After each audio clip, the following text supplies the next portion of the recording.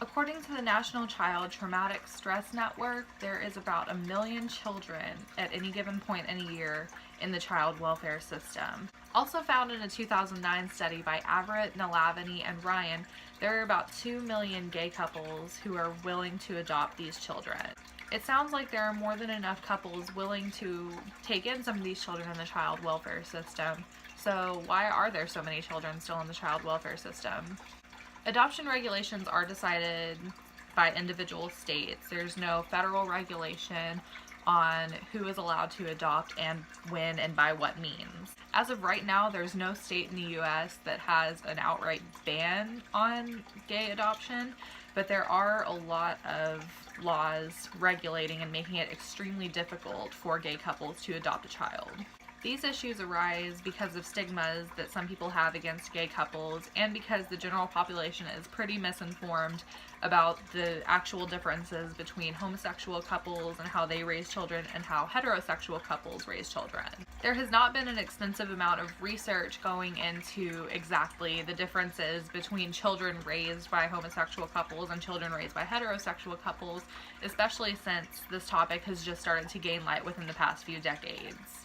The studies that have been conducted, however, have pretty much all determined that there is no real evidence showing homosexual couples as less able to parent their children than heterosexual couples. Today I will be discussing the differences between children raised by homosexual couples versus children raised by heterosexual couples. One of the toughest challenges that children of LGBT parents will have to face is the issue of the school system and heteronormative society. A 2009 study by Fejua and Clark reveals that high parental involvement in a child's school system is overall very beneficial to the child's academic performance as well as their social performance.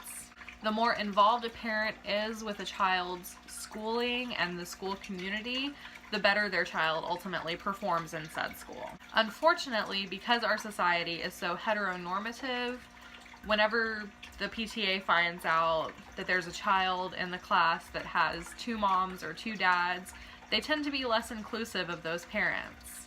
LGBT parents are far less likely to be invited to things like bake sales and fundraisers because of the heteronormative stigmas that are embedded within a lot of people.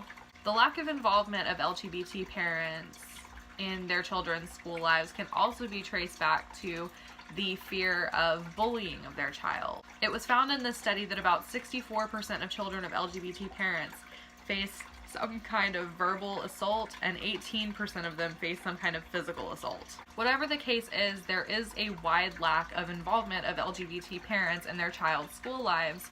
This leads to the social outcast perspective for the children because they won't perform as academically well and they won't perform as socially well as their peers whose parents were very much involved in their school lives. The next topic I will be discussing is the general well-being of children raised by LGBT parents versus children raised by heterosexual parents.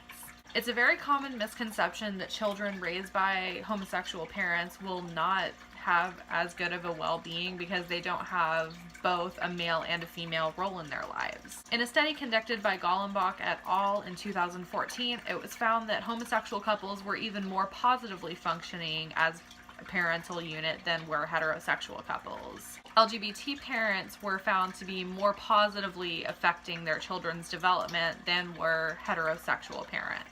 This study showed that homosexual couples had higher level of warmth and compassion toward their children than did the heterosexual couples, leading to an overall better well-being for these children. While this study can't really be applied to the general population of LGBT parents, it is a groundbreaking study in trying to prove that children of LGBT parents do not face any kind of deficit in their well-being and their development. It is also very apparent that the more time a parent spends with their child, the more likely the child is to create a positively strong, secure attachment with their parent, which can lead to an overall better quality of life for them growing up.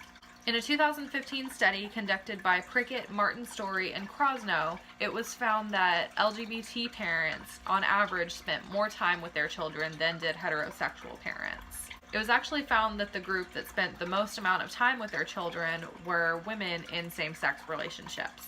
Starting from a very young age, these children are looking to bond with their parents to create some kind of secure attachment so that they can be more comfortable going out into the world and exploring it on their own.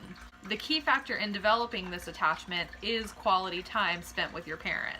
It's a very important study to consider in the case of LGBT parenting because it shows that LGBT parents are more likely to spend more quality time with their children overall than heterosexual couples.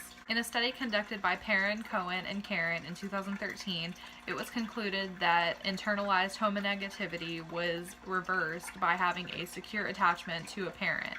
Internalized homonegativity is when a child starts seeing themselves as inferior for being a sexual minority or having parents that are a sexual minority.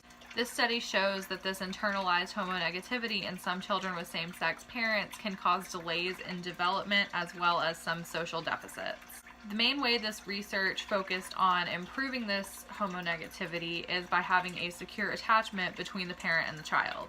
By having this secure attachment, it can very much decrease the amount of negativity a child sees themselves and their family system and society. In conclusion, there are a lot of social stigmas and challenges that children of same-sex couples have to overcome. They have to overcome potential bullying from their peers as well as internal stigmas that they have against themselves. However, it has been proven time and time again that there are no real differences between the parenting styles of homosexual couples versus heterosexual couples. Both types of parents are able to be equally loving and equally supportive of their children during the critical development period that they go through at a very young age. Therefore, children of same-sex couples do not face any real disadvantages as compared to children of heterosexual couples.